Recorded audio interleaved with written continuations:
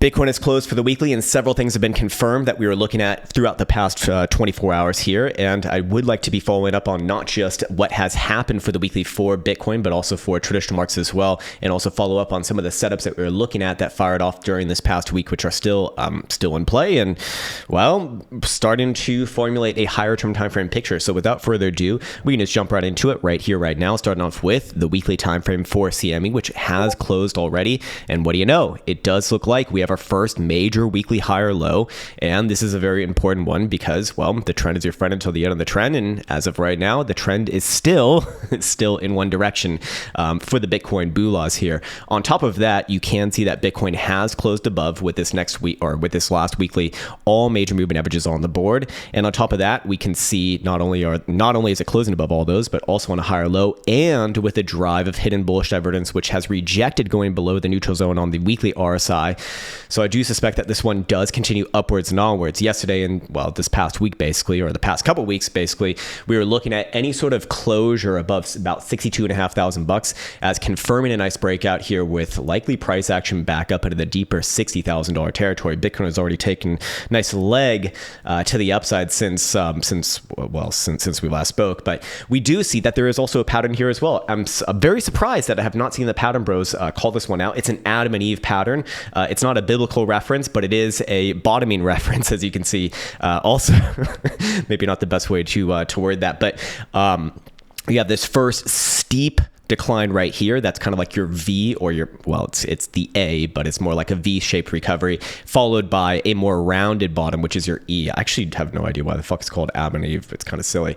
It really should be a V and U, or like a backwards cup. Anyways, we can see that Bitcoin has indeed closed above that $62,500 region, and further to that point, we do see that there actually is an implied target based off of this as a formation from the from that breakout zone, which does point basically back on to the highs that we did see from late July.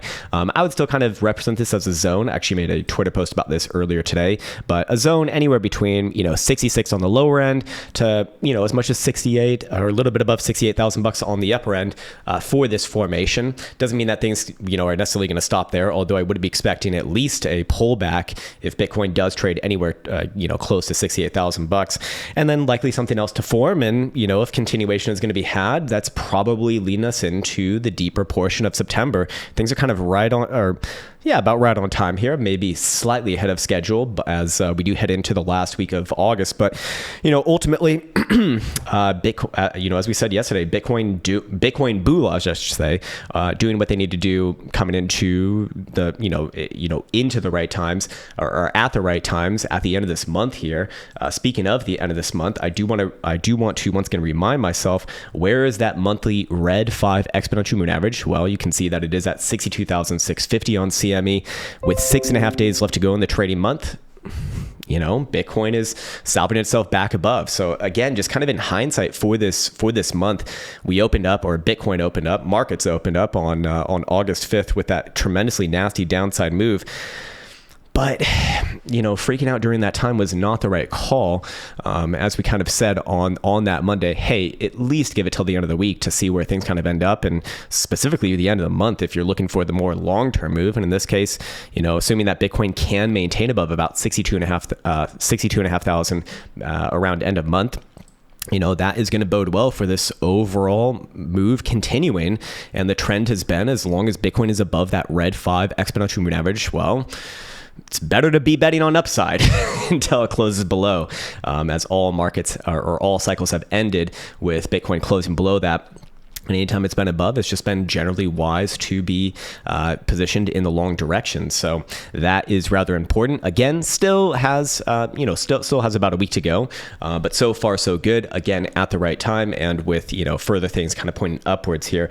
Not only that, but with the weekly closure for CME, we do see that Bitcoin actually did close above the weekly momentum pivot on the stochastic oscillator. Did close above 62,300. So you're seeing a technical breakout plus momentum turning in the same direction. And while this one does not trade over the weekend, does likely bode well for continuation coming into next week. I actually did not bring up my HPDR here, so let me just pop this one in because I do want to check where things are at, and then we'll head into the last portion of this video. But But one, let's go over to Bitcoin first, or let's actually go to CME. We can see, again, weekly caught hold of the median and actually having a really strong response there.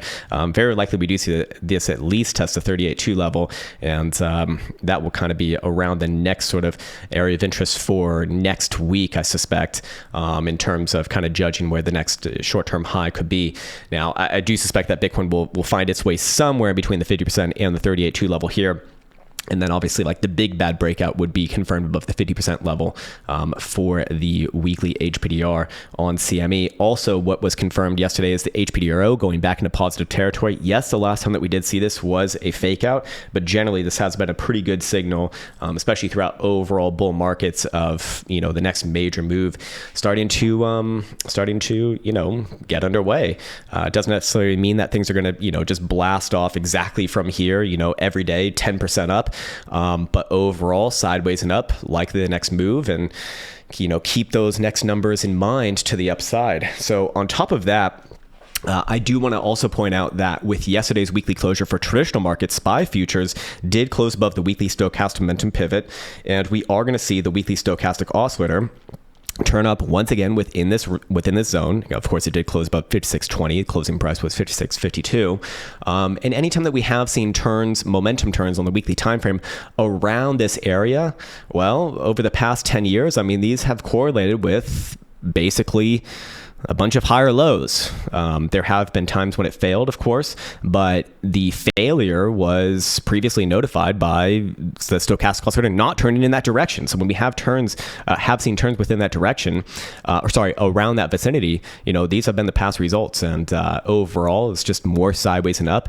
It can be a slow trudge like we saw back on over about 10 years ago here, but that is just the trend doing what the trend does, which is continuation. So I do look at this yet again as another good signal. I remain holding my stonks, and that's really all that it needs to be. Going onwards and forwards from there, I do want to once again revisit the 5-day setup. Of course, the 12-hour and the daily setup also fired off. That was, several days ago now. But the 5-day time frame, in conjunction with both the 12-hour and the daily, just does add on to the powerfulness, I suppose you could say. We did see the last one of these setups fail. This was back in about mid-July, where we did see Bitcoin close, we would have entered $64,000. This one closed around $61,500. Does happen, obviously. This one does actually have a higher probability of losing trades than winning trades, with about 39.5 or just over 39% profitable rate. But this one that we just saw fired off, it was Friday. Yeah, officially on Friday's open. It's off to a good start here. And again, I want to remind myself that this is, or remind myself to remind you that this is a very simple setup. Just Bitcoin closed above the red 5-day exponential moving average is the entry condition, which happened again right here at about 60,500. And then when do we close, or when does this close? Of course, it's not financial advice. I'm not a financial advisor. I'm just showing you exactly what the fuck I'm doing. But when price closes back down below that 5 exponential. So I want to go back into the strategy tester here and just remind myself the amount of bars in losing trades versus winning trades on average. For the losing trades, on average, 2 bars print. So that would be 10 days. And that would imply, that if Bitcoin is going to fail this and come back down below about $60,000, we would expect that within the next little bit less than 10-day spread. If it is going to be a winning trade, we expect on average about 11 bars. So that would be 55 days, 50 to 55 days. And, that kind of brings us into the beginning portion of October, which is where this move, statistically speaking, probably finds its final resting point. Again, as we went over yesterday, the average returns for the winning trades on this strategy have been around 30%. Sounds like kind of a lot right now, but again, just for reference, that would put Bitcoin, basically around $80,000. I do think personally that probably is not happening within that time frame, but overall, the trajectory is starting to set in, and the trend is continuing to be your friend. So, we'll update obviously next at the end of next week when we get the new month for September, and I suspect that well, these are going to, continue to maintain, or hopefully maintain for the boo law's sake, above these critical pivots, which does keep the upside as just the more likely thing to be happening here. So, just another continuation of this thread of analysis that's been going on for quite some time now. We've seen several things fire off, and so far so good if you are looking at it from a bullish point of view. Other than that, we can end this video. I really want to show you this clip over here. It's so fucking funny, but you should actually just watch it on Twitter yourself.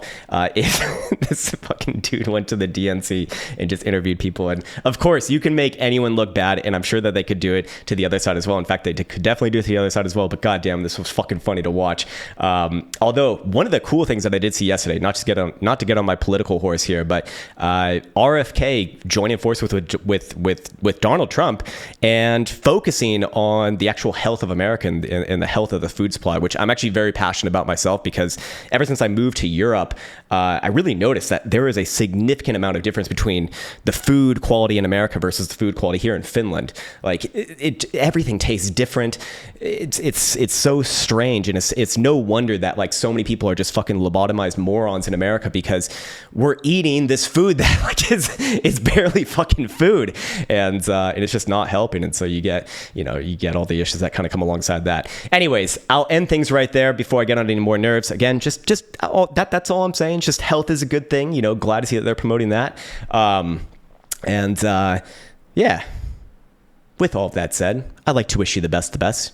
Take care, much love, and we're gonna play it for the OGs who are staying at the end here. All right, this is a game of yes queen and no queen at the Democratic National Convention.